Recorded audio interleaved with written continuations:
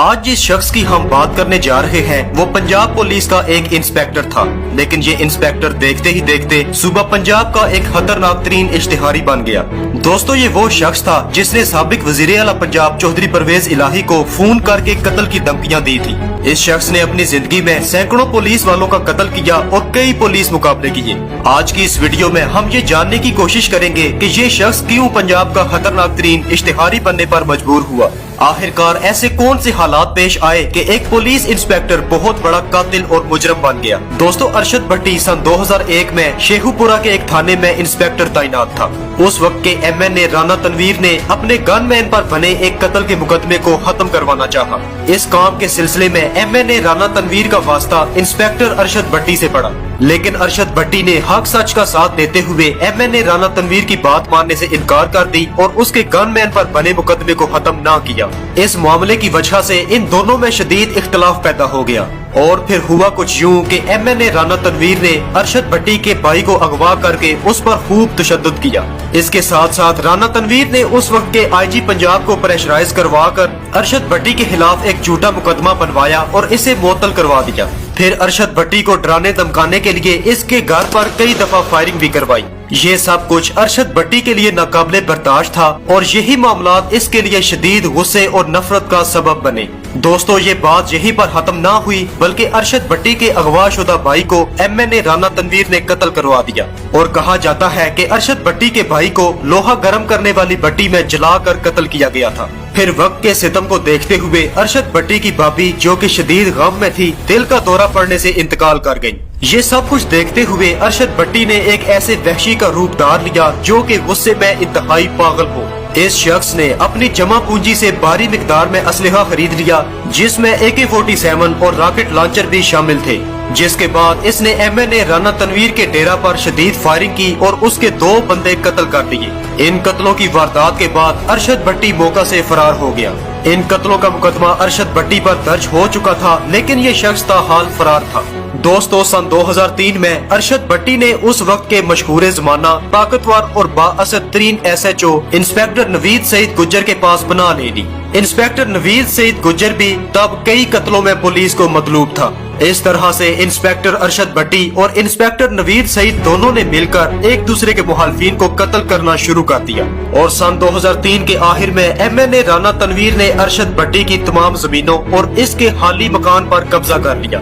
زمینوں اور مکان پر قبضہ ہونے کے بعد ارشد بھٹی کے باقی 2 بھائیوں نے جب احتجاج کیا تو رانا تنویر نے ان دونوں کو بھی قتل کروا ڈالا۔ رانا تنویر کے ظلم کی انتہا ہونے کے بعد علاقے میں اس شخص کے خلاف باتیں ہونا شروع ہو گئی۔ پھر سن 2005 میں ارشد بھٹی نے اپنے ساتھیوں کے ہمراہ مل کر رانا تنویر کے 5 لوگوں کو بڑے بازار میں قتل کر دیا۔ اس کے ساتھ ساتھ ارشد بھٹی نے کچھ ایسے افراد کو بھی قتل کیا جن میں کئی پولیس افسران بھی شامل تھے۔ یہ شخص اپنے گروپ کے ہمراہ کئی قتل کی وارداتوں میں شامل رہا۔ دوستو، ارشد بھٹی کئی قتل کی وارداتیں کرنے کے لیے پولیس میں موجود اپنے کچھ دوستوں سے مخبری کروایا کرتا۔ سن 2005 میں ہی ایم این اے رانا تنویر کے بیٹے کو ارشد بھٹی نے اغوا کر لیا۔ رانا تنویر کے بیٹے کو قتل کرنے کے بعد لوہے کی بھٹی میں جلایا گیا اور اس کی لاش کو رانا تنویر کے ڈیرا کے باہر پھینک دیا گیا۔ اس وقوع کے بعد رانا تنویر کئی پولیس افسروں اور کئی اشتہاریوں کے ساتھ مل کر ارشد بھٹی کو ڈھونڈتا رہا، لیکن ان لوگوں کو ارشد بھٹی کہیں پر بھی نہ مل سکا۔ دوستو، ارشد بھٹی نے رانا تنویر کے کئی گارڈز کو پریشرائز کیا، انہیں قتل کی دھمکیاں دی، جس کی وجہ سے کئی گارڈز رانا تنویر کو چھوڑ چکے تھے۔ پھر سن 2005 کے آخر میں ارشد بھٹی کے دوست انسپیکٹر نوید سعید کے کچھ مخالفین نے اسے قتل کر دیا، جس کے بعد ان قاتلوں کو ارشد بھٹی نے چن چن کر قتل کر دیا۔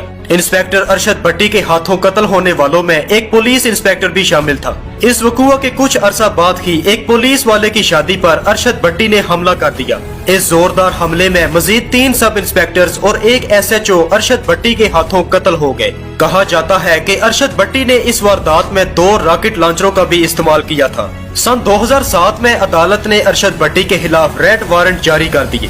اس کے سر پر حکومت کی طرف سے 2 کروڑ روپے کا انعام بھی رکھ دیا گیا۔ फिर हुआ कुछ यूं कि अरशद भट्टी की जमीनों पर पंजाब हुकूमत ने कब्जा कर लिया। दोस्तों उस वक्त वजीर आला पंजाब चौधरी परवेज इलाही थे। अरशद भट्टी ने परवेज इलाही को फोन करके कत्ल करने की धमकियां देना शुरू कर दी। ये धमकियां काम कर गईं और पंजाब हुकूमत ने अरशद भट्टी की जमीनों से कब्जा खत्म कर दिया। जिसके बाद अरशद भट्टी ने बहुत सारे पुलिस मुकाबले भी किए और कई पुलिस वालों को मौत के घाट उतारा।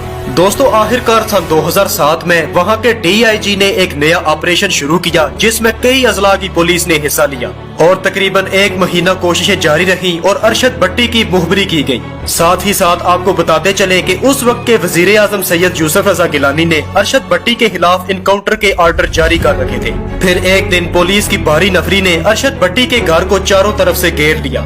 इसी घर में अरशद भट्टी उस वक्त मौजूद था। बहुत सारी मुश्किलात का सामना करने के बाद पुलिस अरशद भट्टी के बिल्कुल करीब पहुंच चुकी थी, मगर इसके बावजूद भी अरशद भट्टी ने गिरफ्तारी देने से इनकार किया और पुलिस मुकाबले के लिए तमाम अहलकारों को ललकारा।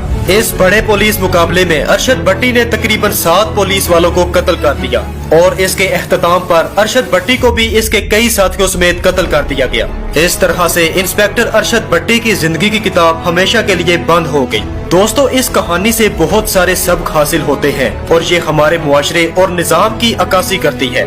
इस कहानी से ये मालूम होता है कि हमारे मुल्क का निजाम, कानून और हमारे मुल्क के ताकतवर और बाअसर लोग ही किसी आम और मुअज़्ज़ज़ शहरी को जुराइम पेशा फर्द बनने पर मजबूर करते हैं। हमारे मुल्क पाकिस्तान में लाकानूनियत अपने अरूज को पहुंच चुकी है। दोस्तों आप खुद इंस्पेक्टर अरशद भट्टी की जगह पर अपने आप को रख कर जरा सोचें कि अगर एक छोटी सी नाजायज नाफरमानी की वजह से आपके पूरे घर को आग में झोंक दिया जाए, आपके भाइयों को कत्ल कर दिया जाए, तो आपका अगला कदम क्या होगा? आप खुद ही अंदाजा कर सकते हैं कि एक ताकतवर कानूनी इदारे के सब इंस्पेक्टर को शाही नाफरमानी की वजह से ये बड़े और ताकतवर लोग तबाह बर्बाद करने पर तुल जाते हैं, तो किसी आम शहरी की इन लोगों के सामने क्या हैसियत होगी। लेकिन ये एक तल्ख हकीकत है कि जब से पाकिस्तान आजाद हुआ है तब से आज तक हमारे मुल्क में लाकानूनियत, नाइंसाफी और रिश्वत का बाजार हमेशा गर्म ही रहता है। हमारे मुआशरे के ये बड़े लोग कानून और इंसाफ के जाल को फाड़ कर निकल जाते हैं, जबकि इस लगाए गए जाल में हमेशा गरीब और कमजोर लोग ही फंस जाते हैं। लेकिन ये भी एक बहुत बड़ा अलमिया